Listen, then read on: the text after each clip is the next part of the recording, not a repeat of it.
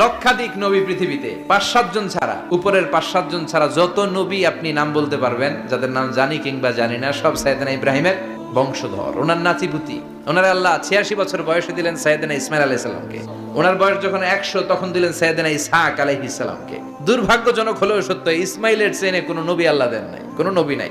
সব নবী এই চেনে হাজার হাজার লক্ষাধিক নবী খালি ইসহাকের বংশে নাম, এই বংশে কোনো নবী নাই।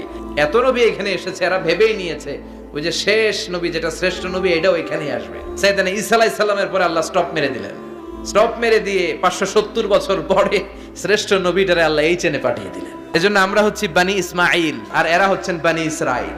এরা নবী পেতে পেতে এই প্রজন্ম অহংকারী হয়ে উঠেছিল আর গালি দিচ্ছিল এই চেনটা আটকুরা চেইন, সব নবী এই চেনে আমরা পাই, আর শ্রেষ্ঠ যে নবীটা আসবে সেটাও এই চেনে আসবে। আল্লাহ কয় না, আমি খেলা উল্টায় দিব, সব নবী এখানে পাঠালেও শেষ নবী আমি এখানে পাঠাবো না।